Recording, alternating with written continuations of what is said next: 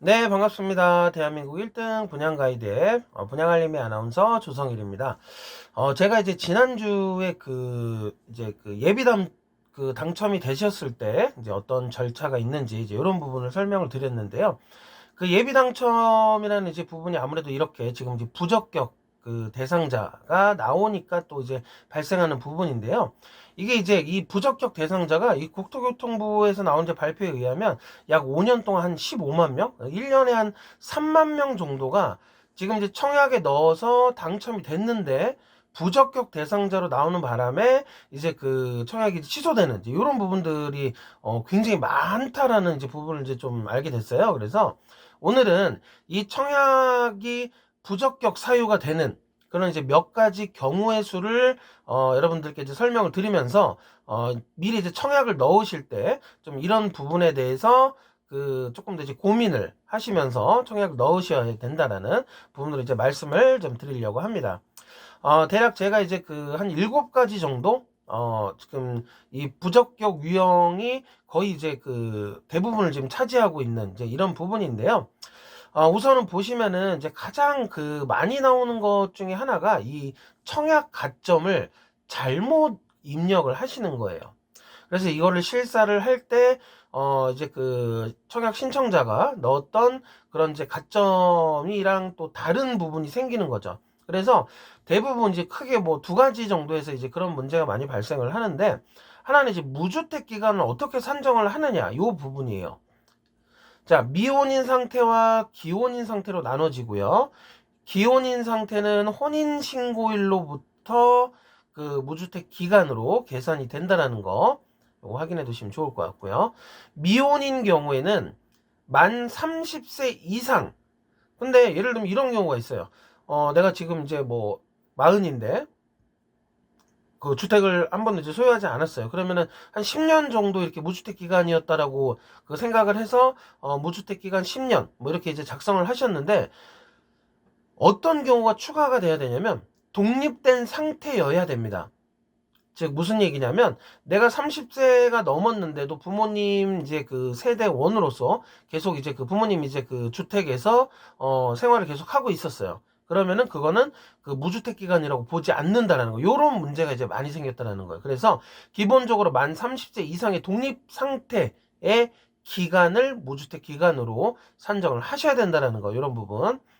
그 다음에 이 부양가족을 잘못 기입을 해서 이게 또 이제 조건이 이제 최저 점수가 안 돼서 취소가 되는 경우가 생기는데 부양가족은 2가지 큰 부분을 고민을 하셔야 돼요. 하나는 본인을 당연히 이제 미포함 시키셔야 된다는 거.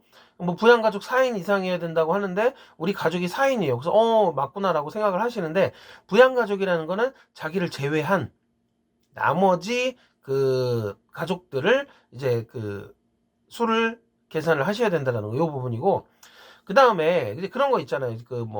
존속과 이제 자녀들, 예를 들면 자녀가 뭐 30세 이하여야 된다는 거, 뭐 해외 거주 기간에 따라서 이걸 부양가족으로 본다 안 본다 이런 이제 부조건들이 들어간다는 거예요. 그래서 첫 번째 부분 본인은 빼야 된다는 것과 이 부양가족에 해당되는 그 사람들이 이 조건에 해당이 되는지 요런 부분을 확인을 꼭 반드시 하셔야 된다는 거예요. 그래서 요게 첫 번째 부분, 이 가점 입력 오류가 가장 이제 퍼센테이지를 크게 차지하는 부분이라고 보시면 될 것 같고요. 그 다음에 이제 부동산 정책이 이제 바뀌어가면서 이 특별 공급이라는 게 굉장히 이제 화두가 되는 부분이죠. 왜냐하면 이 특별 공급 이제 물량 이제 퍼센테이지 이 해당되는 물량 공급이 많아지다 보니까 당연히 이제 한 번의 기회가 더 생기는 거예요. 그래서 특공에 대해서 이제 많은 분들이 지금 관심을 갖고 계신데 이 특공이 보통 이제 외국인까지 포함하면 7가지 정도의 특별 공급의 기준이 있습니다.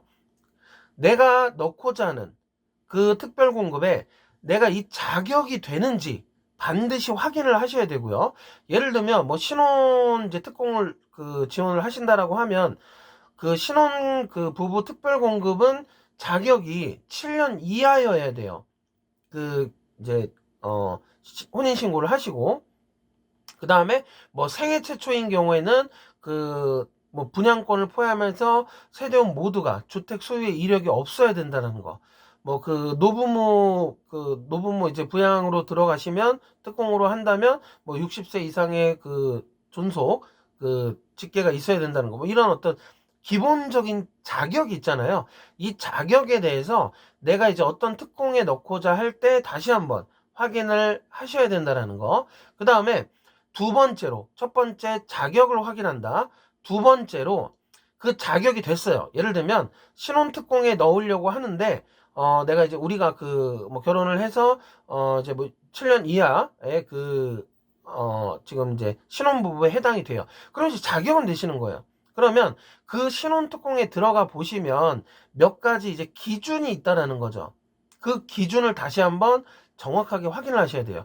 가장 많이 이제 이 취소가 되는 경우가 이 소득 부분이에요.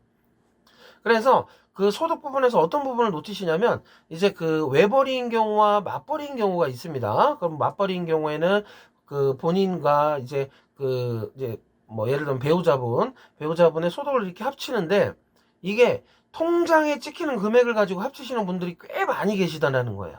세전 소득이어야 한다라는 거. 그리고 이제 합산 소득 같은 경우와 그 맞벌이, 외벌이 이 두 가지가 퍼센테이지가 다르죠. 그죠? 그래서 요런 이제 퍼센테이지를 반드시 확인을 하셔야 된다는 거. 이번에 이제 또 그 제가 한번 영상으로 만들어 드렸습니다. 이 신혼특공 관련해서 그 바뀌는 법. 그 바뀌는 부분 말씀드리는데 그 부분이 이제 그 소득 조건이 완화가 된다는 거. 그래서 이런 부분도 다시 한번 확인을 하셔야 되고 세계 최초는 이제 당연히 그 분양권 포함해서 주택 소유 이력이 없어야 된다는 거. 이게 이제 가장 기본이 되는 거죠. 요렇게 두 가지가 사실 그 부적격 사유의 거의 대부분을 차지하고 있는 그 부분입니다. 그래서 청약 가점을 잘못 입력을 하시는 경우 그 하나 입력을 하실 때 그 기준이 정확하게 어떤 건지를 그 입주자 모집 공고를 통해서 꼭 반드시 확인을 하셔야 된다는 거. 특공 자격, 기본적인 자격을 확인하신 거 외에 그 자격이 된다라고 했을 때 그 안에 들어가서 정확하게 이제 어떤 기준이 있는지 이런 부분들을 반드시 확인을 하셔야 된다는 거. 이 두 가지가 사실 부적격 사유를 만들어내는 가장 그 대다수의 그런 부분이라고 보시면 되고요. 자, 그 다음에 이제 조금 그 몇 가지 이제 경우의 수를 같이 한번 이야기해 볼게요. 세대원 청약이라고 이제 그 적어놨는데 이 조정 대상 지역과 과열 지역 같은 경우는 세대주만 청약이 가능하다라는 거.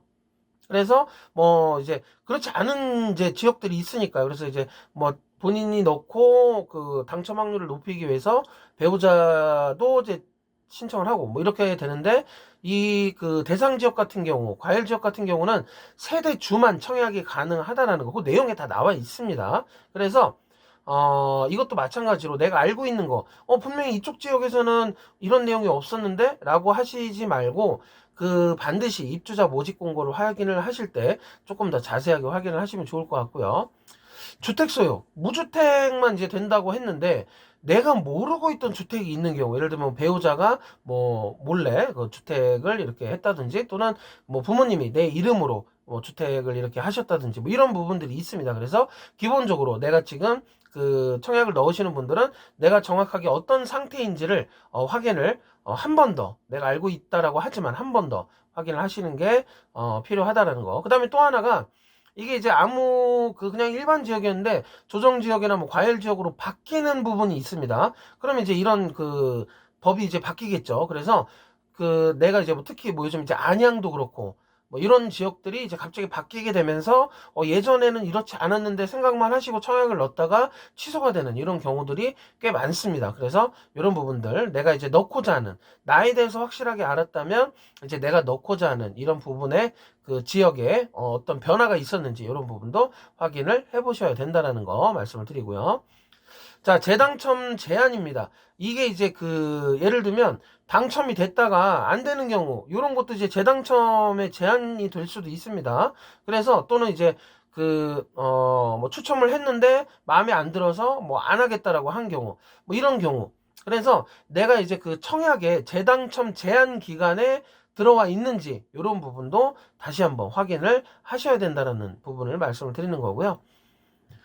자, 그 다음에 이제 뭐 해당 지역에 이제 1년 이상을 거주해야 된다라는 그 내용이 있습니다. 또는 2년이 있고요. 그 기간, 즉 입주자 모집 공고일을 기준으로 이전에 그 기간이 돼야 되는데, 이제 그 내가 여기서 이제 뭐 살다 나는 여기 살고 있었으니까 뭐 이렇게 생각을 하시는 경우, 그래서 그 전입 신고를 해서 입주자 모집 공고일 사이 요 기간이 어느 정도가 되느냐를 정확하게 알고 계셔야 된다는 거.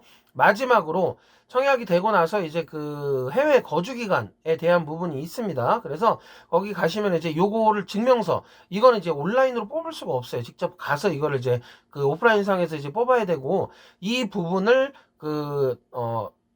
반드시 확인을 하셔서 내가 지금 여기에 해당이 되는지 안 되는지를 다시 한번 꼭 반드시 확인을 해 보셔야 된다는 거 말씀을 드리게요. 그래서 이렇게 총 7가지의 제가 경우의 수를 이제 많은 경우의 수를 이제 분석을 해서 여러분들에게 이제 하나로 이렇게 설명을 드렸고요.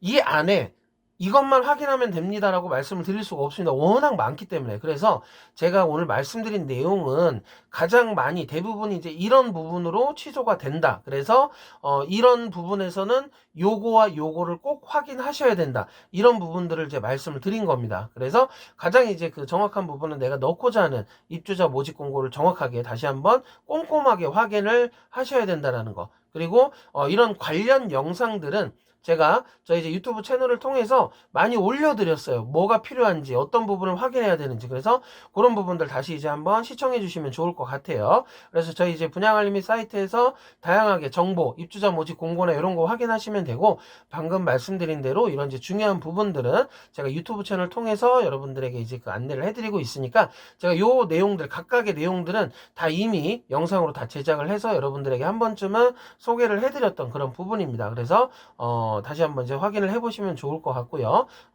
구독과 좋아요 꼭 같이 눌러주시면 너무 감사드리도록 하겠습니다. 네, 이상으로 저는 분양알림이 아나운서 조성일이었습니다. 감사합니다.